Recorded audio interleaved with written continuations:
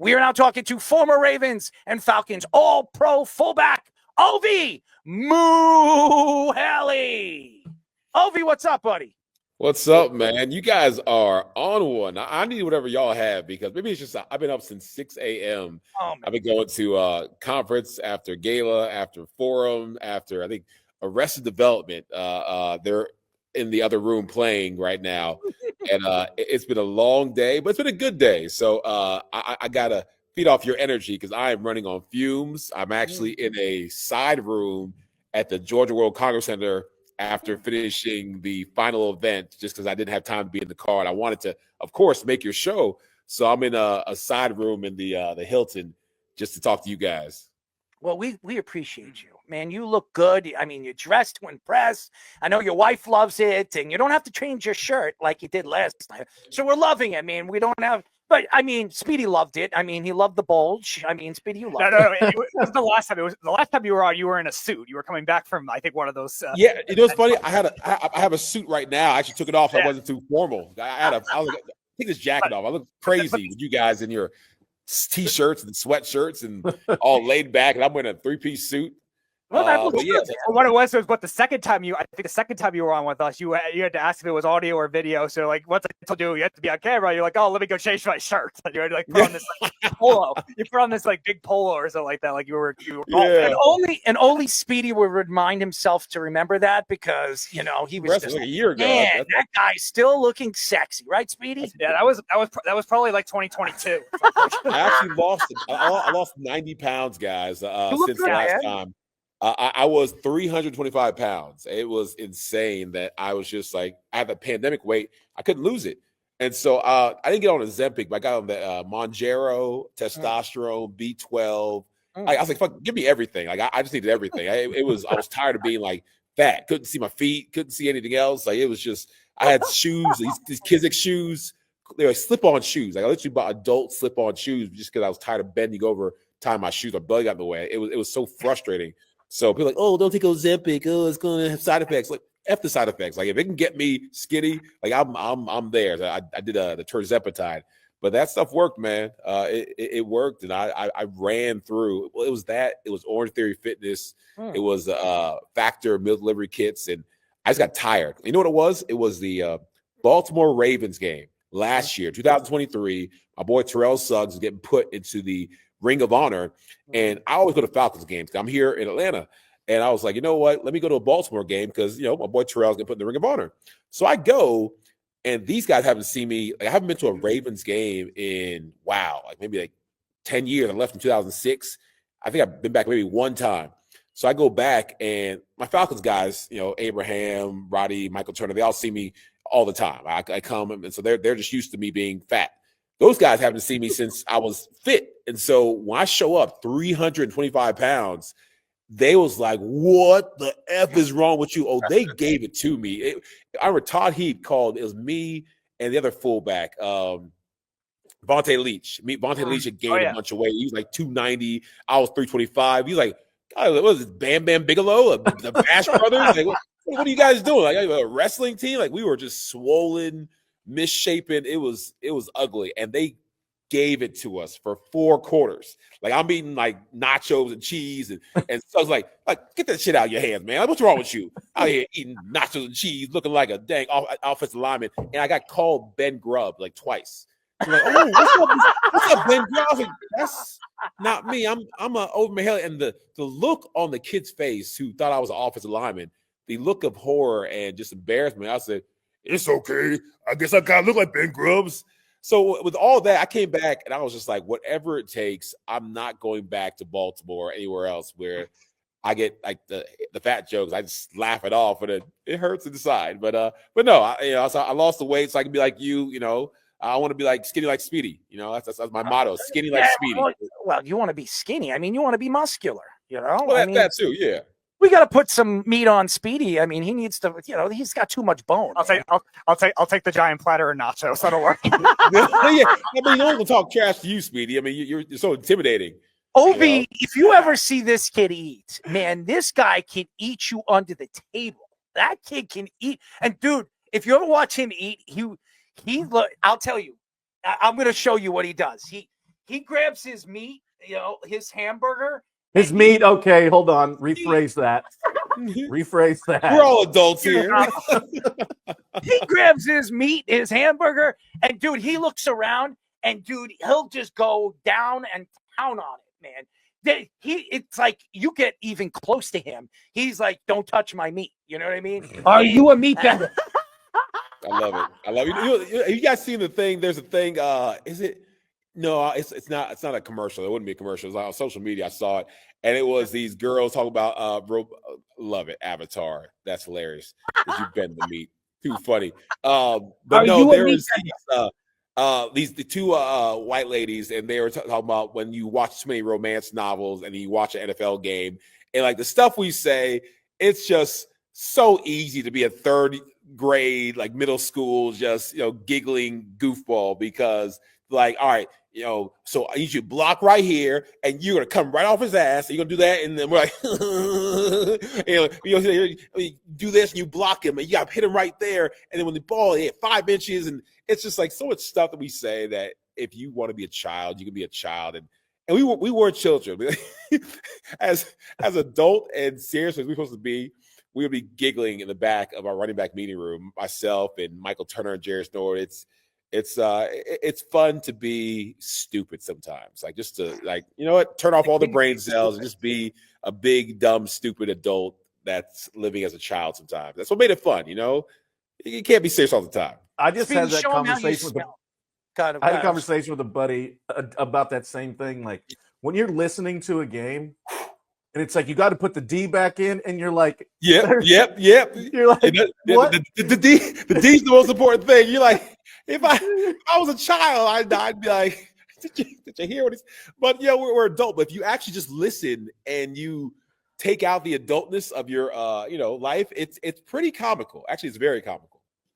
So many sexual innuendos. Smell your fingers. So show them what you do. Show them. Go ahead. Go. Do it right across the face. Do it. There it is. That's when you eat. Is that? No, that's what he does. I guess it depends on what I'm eating. Okay. Oh, well, I mean, of course, you, Speedy, being a ladies' man, I can understand that. Are you married, Speedy? Do you have kids, Speedy? No, but apparently they're trying to manipulate me into some random what was it, gastronomy meeting or gonorrhea meeting, wedding in Nebraska. Oh, that'd be bad. That'd be bad. It's actually illegal. It's actually illegal, Ovie, so I'm not going to be doing it.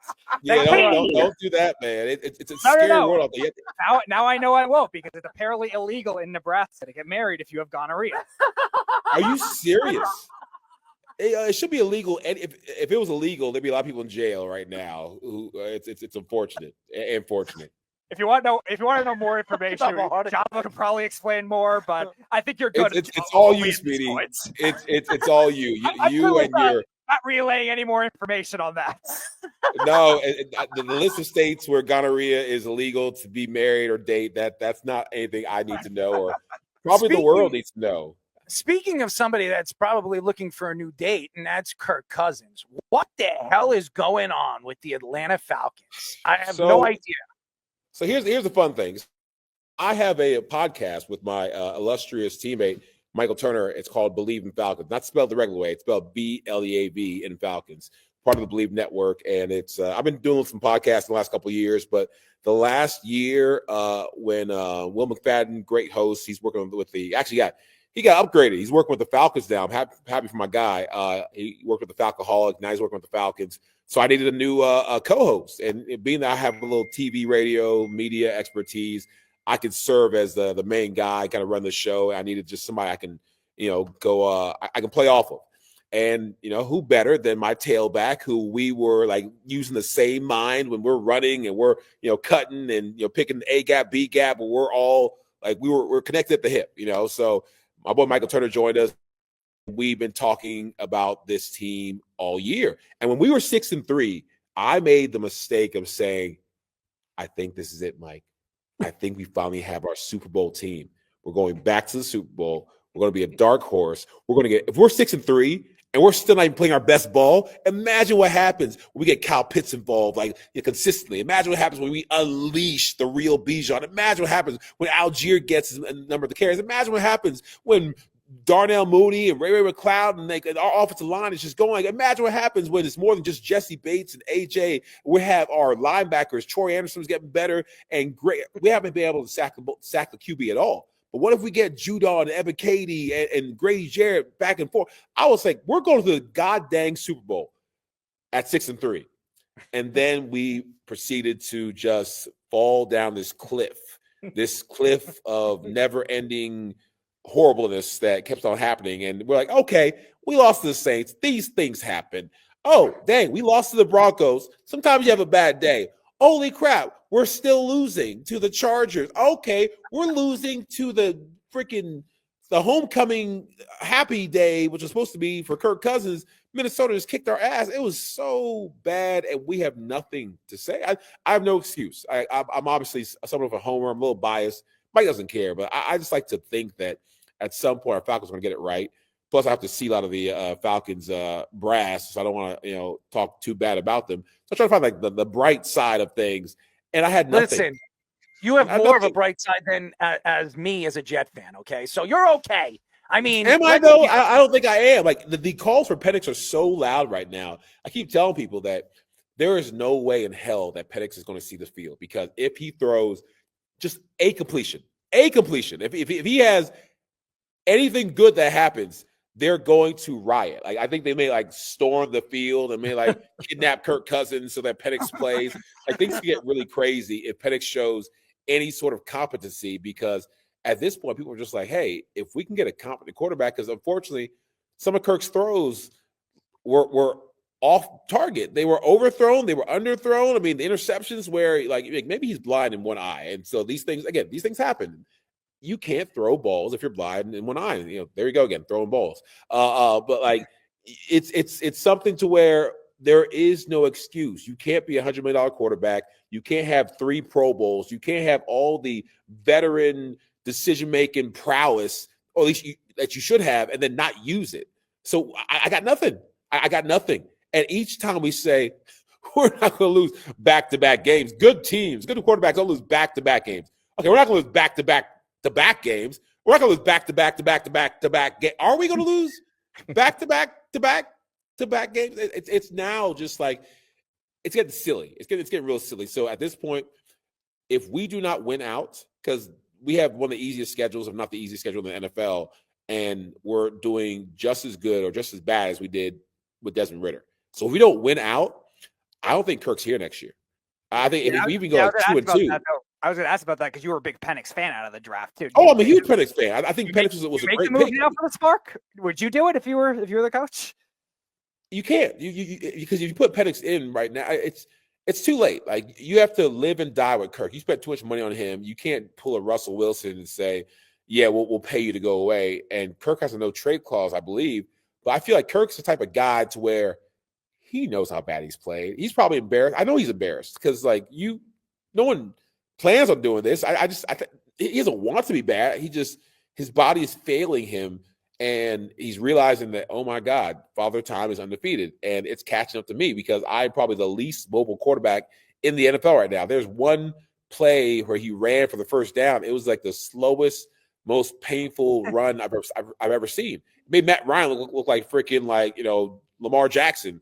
Not that much, but because they both can't run. But Matt Ryan looked better than Kirk Cousins looked. And they're both around the same age. And it was sad to see because Kirk is such a likable guy. There's not one person in this world who could say anything negative about Kirk regarding him as a man, a person, his genuine, authentic, faith-filled, great guy.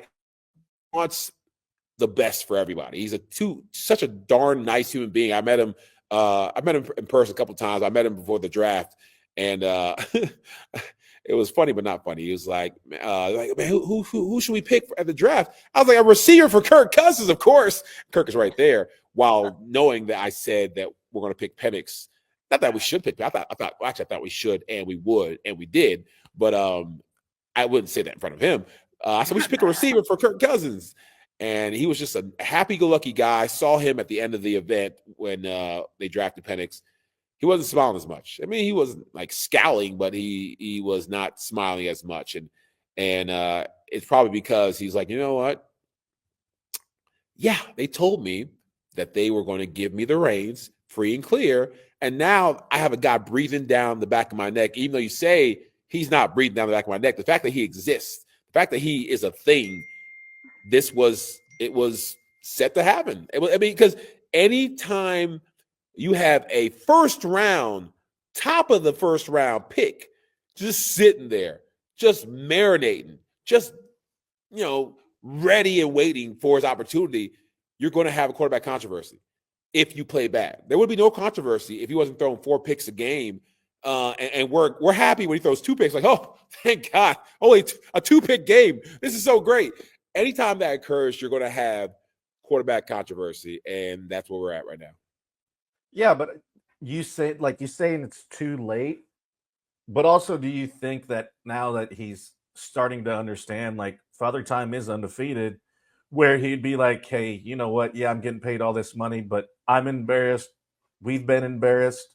You know what? I think it's time to give the kid a shot. Do you think and we're all competitors in that route, but do you think he would go to that point and be like, I apologize. This is embarrassing. I'm embarrassed for myself. For next year, that's why I feel like his no trade clause, he'll waive that. I feel like I'm a 92% sure that Kirk Cousins would waive his no trade clause just because he is such a genuine, authentic, nice guy who is very accountable for his actions. Like he's like, I know I had a no trade clause, but gosh dang it, like that was embarrassing. Like I would trade myself. Like I would get rid of me, and it's just unfair to the Falcons franchise, to Arthur Blank, to Terry Fontenot, who all put their necks on the line and said, no Justin Fields, no Russell Wilson, no anybody else. Kirk Cousins is who we want. Coming off a Achilles injury, we trust him, we believe in him. And Kirk's like, and his agent like, you got to pay up. You ain't getting me for nickels and dimes. Like you're gonna pay top dollar for the Kirko. And it looked like a great decision when we were 6-3. Looks like a horrible decision now that we're 6-7. But I think Kirk would waive his no trade clause next year, but he's not going to go down without a fight. There's no way he'll say, you know what, bench me, play Penix. It's all good. No, he still feels like the next game will be the one where he turns it around. The next game will be when he turns it around. And there's been 4 next games and he hasn't turned it around. But the competitor he is, he feels like with our easy schedule for the next 4 games, he can turn it around. And if we win out, we'll win the division. The Bucks have a much harder schedule than we do. We win out, we win the division. Everybody's happy. But I just have lost faith in our ability to do the bare minimum. So we'll see. Please stop saying you lose faith. I'm a Jet fan. I've lost faith. I have lost faith. I mean, there's no faith. I mean, my team this is what, going on year 16? They haven't made the Jets suck. Yeah, you should have lost faith. The Jets, they suck. I mean, and what's worse is that you got Aaron Rodgers. And I'd say Aaron Rodgers is all right. Let's go off this. Ovie, where were you the last time the Jets made the playoffs? I'm not talking about the Jets. No Jets, Ovie. No Jets. Suck. All right. We are talking to former Ravens and Falcons All-Pro fullback Ovie Mughelli. You know I'm not talking about the Jets. I don't want to hear it. I've heard enough.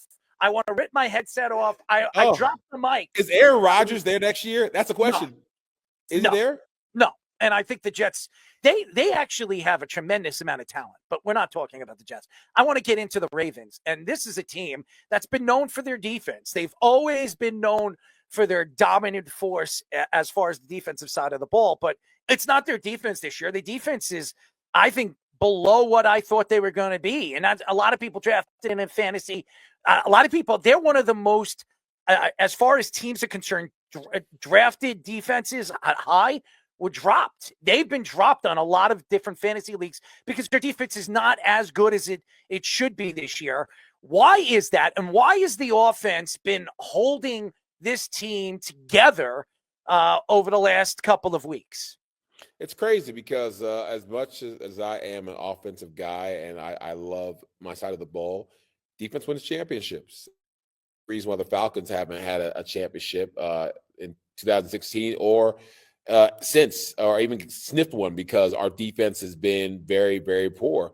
But Lamar Jackson, Derrick Henry can do all of the theatrics they want to do. If you don't stop the team from scoring, you're in a race every single week to try and score, 18, 20, 30 points. And that's not sustainable.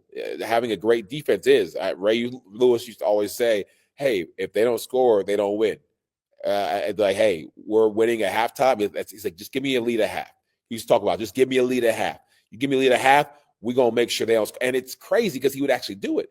And if they did score, it's like field goals, that's all. I remember losing a playoff game versus Peyton Manning in, I think it was 2006, and they scored all field goals. Now, you can imagine, Peyton Manning could not score a touchdown. The whole game, 5 field goals, and we lost in the playoffs after having a bye.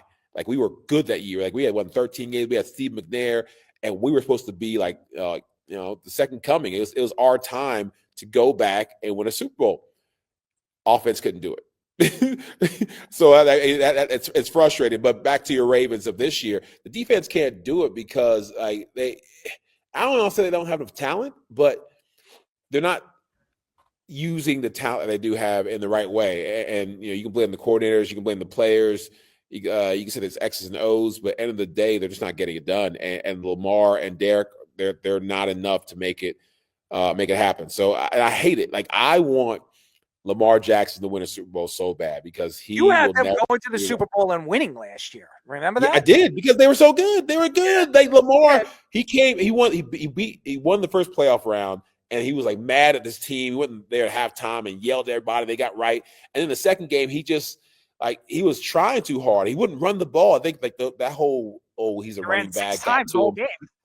He wanted to freaking show people that his arm was good enough when we're like, hey, just play football. Like, don't try to prove anything to anybody. And it was hard to watch because my Falcons obviously weren't in the playoff picture. And so my Ravens were the only thing that was keeping me sane. So my fever dream of having the Ravens play the Falcons in a Super Bowl, I don't know if it's ever going to happen. I can dream, and I will, but I don't know if it's ever going to happen just because, I don't know. It's just not the cards. Yeah, I want to ask about the Derrick Henry factor too, because the controversy all offseason, I know, Ovie, you've been on the show before and mentioned, all right, it's a business thing. These teams don't want to pay the running backs as much, but now you're seeing Derrick Henry the year he had this year and Saquon Barkley with the Eagles as well. Like, do you think maybe there could be not a big shift in the other direction, but a shift enough where they could say, all right, maybe they'll respect them more? It's cyclical, just like, I love that word. Say that again. Say that. Have a fullback. The Falcons don't have a fullback. Fullbacks are, like, we talked about it, but they're literally now being erased from the game. It bothers me because these teams try to get freaking cute and make the tight end a fullback, or the fat tailback a fullback, or the skinny offensive lineman a fullback. How about you make a fullback the fullback? Like, what's wrong with that? How about you get a real hard-nosed blocking machine, Lorenzo Neal, Max Strong type of like fullback, like a Vontae Leach and Ovie Mughelli type of fullback. Let's get that and play some freaking football.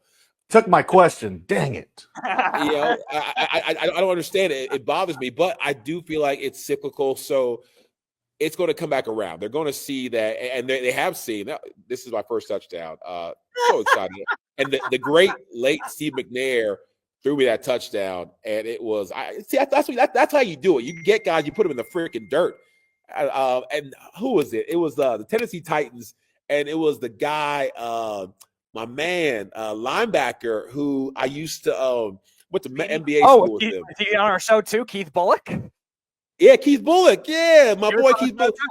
He's in my cell phone right now. I gotta give Keith a call, man. That's my guy. But it was him and Rocky, something white boy with like red hair, one of those gingers. Rocky Buller. I think Keith Bullock and Rocky. Boyman. Something. Yeah, he's a college analyst now. I think Boyman. Yeah. Good guys, but not the best linebackers. I wasn't scared of anybody, but those guys, I used to lick my chops. I'm like, oh my gosh, I can't wait for these guys.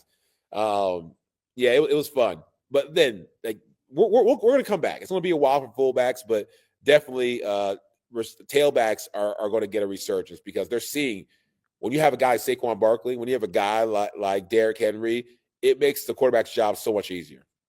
Do you still have the ball from your first touchdown? 1,000 times. That's insane to do a backwards hurdle. What type of Sixth Sense Matrix foolishness do you have to where you could do that? It's just like poetry in motion. Like I like X's and O's on Madden, but it's just like it makes me happy inside. I literally like some endorphins start like just going through my whole body when I see moves like this. Makes me happy. You still have the ball from your first touchdown? I do. It's in my basement. Skinny like Speedy. I love it. Skinny like Speedy. Bending like Beckham. Skinny like Speedy. You got your people. They're fast. Your graphics team is like you should pay them more. I don't know who's back there out there cooking, but they're cooking. Got the big spoon out here, stirring it up. Pain.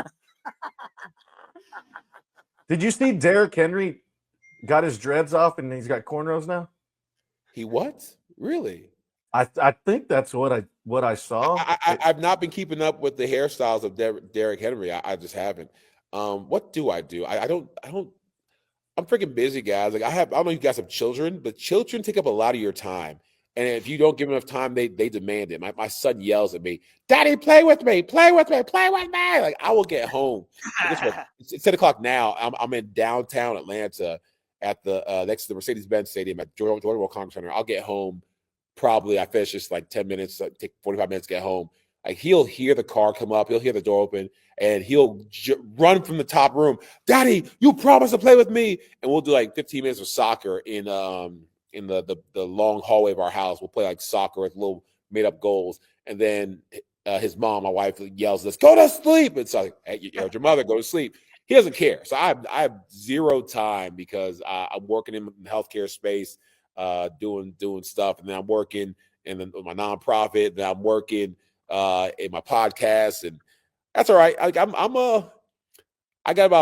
44. Oh, you're old. There you go. 45. I have one more year, and I'm going to retire again for the second time. Well, Ovie, you say your kid screams for you. I mean, Speedy screams for his dog. "Lick at me! Lick at me!" No, lick at me. Hilarious. What kind of dog do you have, Speedy? You have a Great Dane, Cane Corso? What do you got? Black Lab mix. Okay, those are cool too.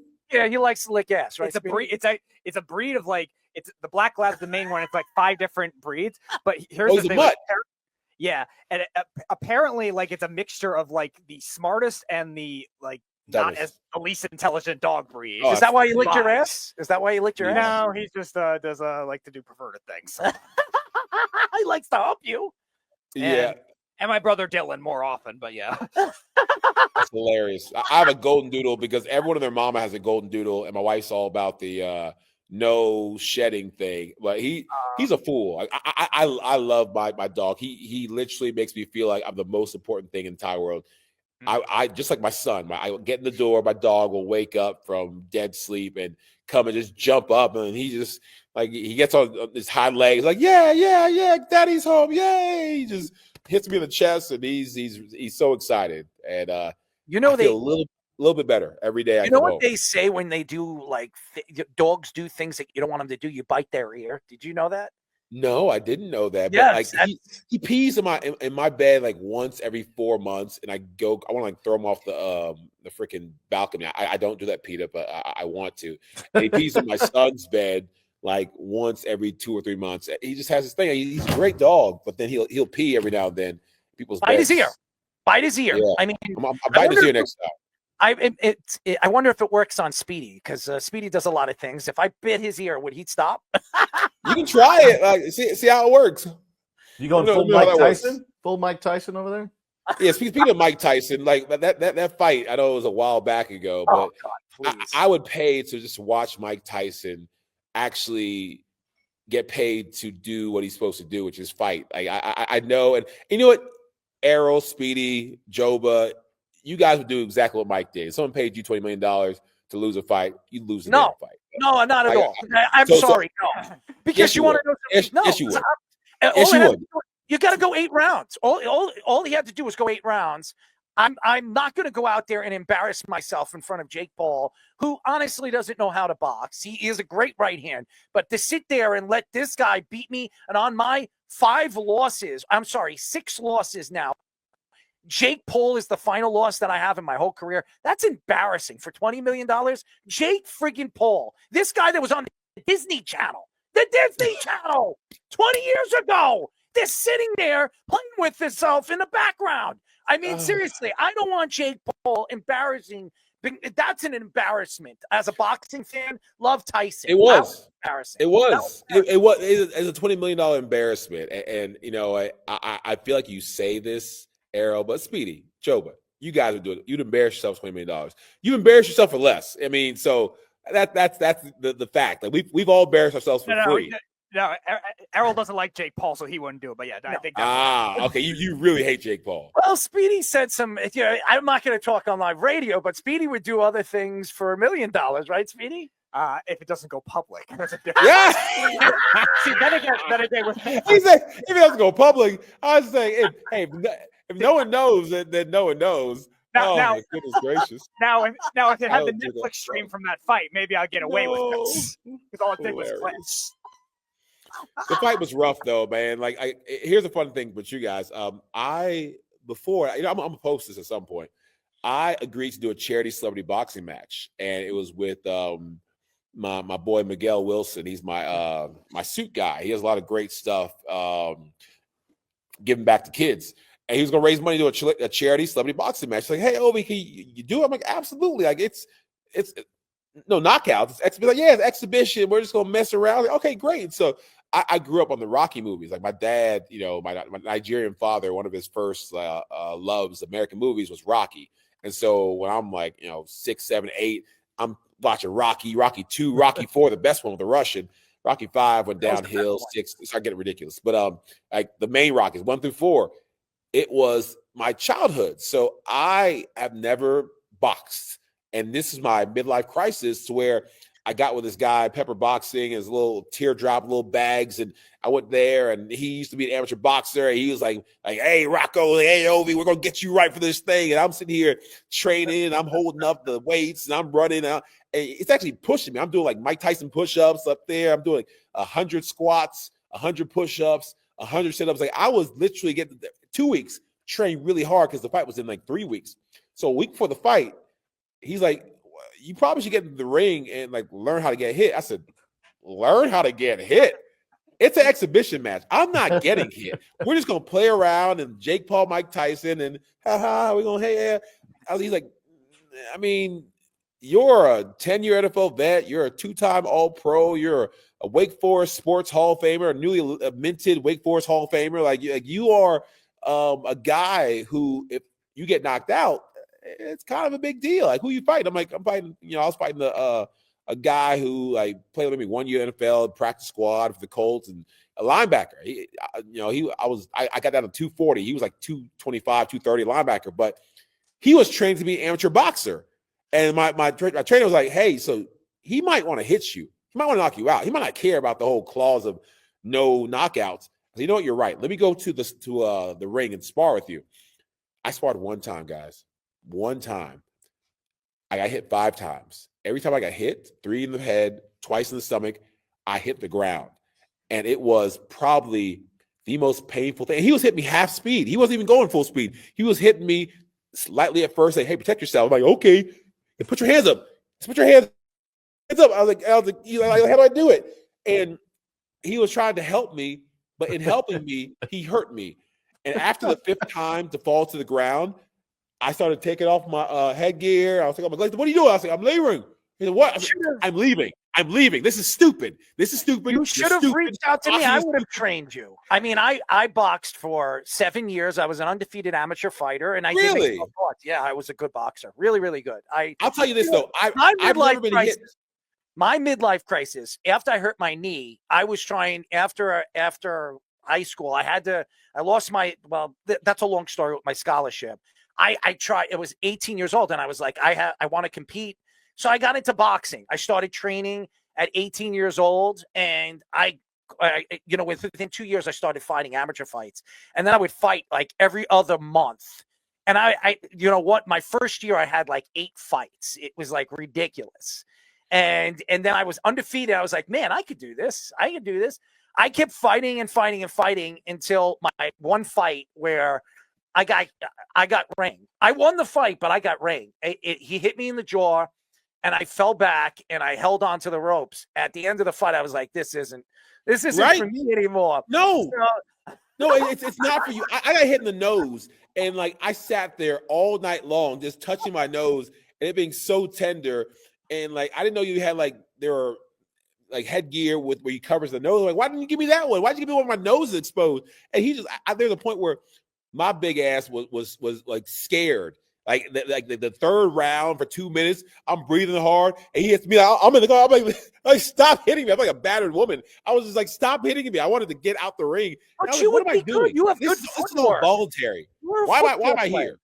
You're a football player. It's all about footwork. That was the one thing that I was good at. Is my footwork was unbelievable. My hand speed and my footwork, my ability to move inside and out when I was boxing, and I was a lefty. I was a southpaw. That was one of the things that I was really, I was very hard to defend against. I was an unorthodox fighter because I could fight right-handed too. When I left that, I got into mixed martial arts, and the first time I stepped into my friend's basement, I grew up with, I had a black belt in judo and I had a black belt in Kempo. I was like, hey, you know what? I could do this. He took me down. He's a wrestler. He's an all state wrestler. He had all these Brazilian jiu-jitsu guys coming down. These guys were like laying on top of each other. I was like, what the hell? Where the hell are we? Is this like an orgy or something? They were all training in his basement. I was like, I'm not doing this. And then I kind of fell in love with it because it's so different. It's an art and understanding it. And I started doing it and learning Brazilian jiu-jitsu. To make a long story short, now I watch, mixed martial arts and boxing, and I'm like, these are so far from one another. There is no comparison from one to the other. So it's just a different sport. But Jabba, go ahead. I'm sorry to cut you off. No, you're good. I was just going to add on that too, and then I'm going to ask Ovie a question. But yeah, when you watch them MMA fights and they kick them in the leg, if I stub my toe, I think it's the end of the world. Let alone getting kicked. Oh no, it hurts. I'm done. It hurts. By the way, I'm with you. Like you shouldn't ever go into a situation where you're inviting people to hit you in the face or to kick you or hurt you. Like football's different, but like it's just like, oh, this is crazy too. This whole snapping thing, like not ever in my life. Like you talk about $20 million. Yeah, I don't know how much money you have to pay me to do this stuff. It seems painful. And people like, but you played football for 20 years, 10 years professionally. I'm like, yeah, but we had pads like this. Look at that. It's unnecessary. It's painful. I'm please. Yeah, I'm good. The slow-mos are terrible, but look at it. It's just bad. That guy's a monster, by the way. That guy is an absolute monster. I would not. They're all monsters. They're all crazy monsters. I'll ask you a question and we'll get you out of here. Yeah. Who was the better player? Was it Ray Lewis or Ed Reed? And they were both great, obviously. But what was it like being in a locker room, seeing those dudes do what they were doing? So much fun, dude. Like I don't realize the greatness I was around because it was those guys. Jonathan Ogden was a Hall of Famer too. I go back to Ravens like games, and it's just all these freaking amazing people. Terrell Suggs is crazy. He couldn't put in the Hall of Fame this year, and I knew he was good, but maybe I was too close to him. I like Terrell's that good. I'm like, he's Ray Lewis good. Like he was Ed Reed good. Like, and I'm not shit on my guy. I just didn't know he was that good because I came in. I was drafted the same year as him, and I played against him, and I beat him half the time, more than half the time. Like he was very good, went back and forth, but I'm not exaggerating to say when I won about 55% of those battles. It's not like, oh, he's not here. But like he was good. Like Ray Lewis, I won like 25% of those battles. Like Ray, I threw everything I had at him, and it was just impossible to win because he's the GOAT. But Terrell, I was like, I felt like I could handle him, but I guess maybe that says how good I am or how good I was. But I'm happy that he's a Hall of Famer.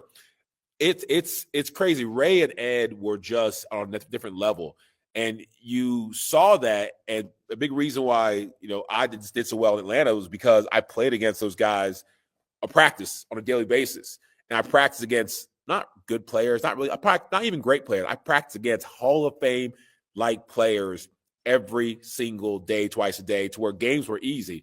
So to answer your question, who's better, Ray or Ed? I would have to say Ray, just because his physicality, with his speed, with his IQ, with his intimidation factor, and with his ability to, I think, move the team, the crowd.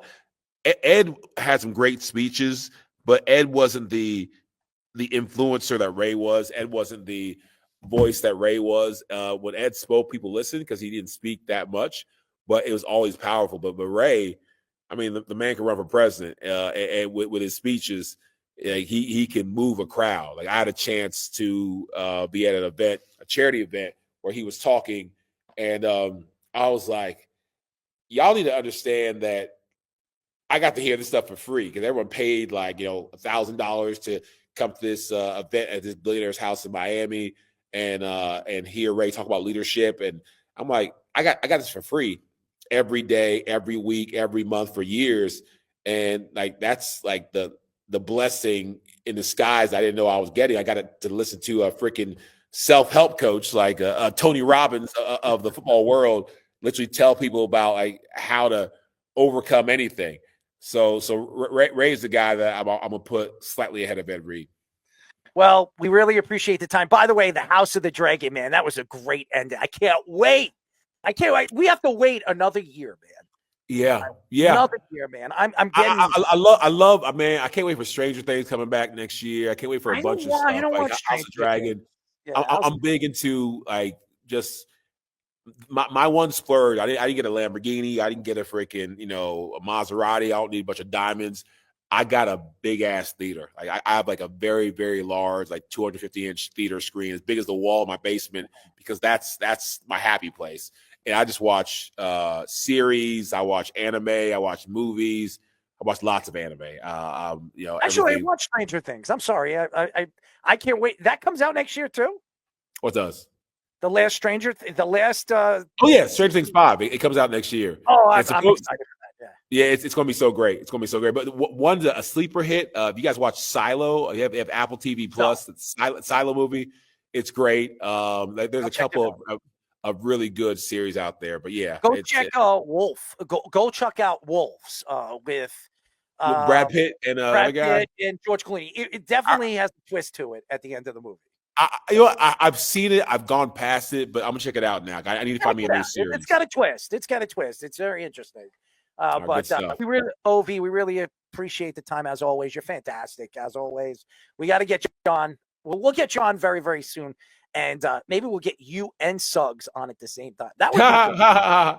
That would be. Maybe you should reach out to Terrell. We should get you and Terrell on the show at the same time. I can't believe he's a Hall of Famer. That's so cool, man. Like, I played against a couple of Hall of Famers, but now to get drafted with one and to be a Hall of Famer, that's really awesome, man. I'm gonna reach out. I've already thanked him. I sent him a text.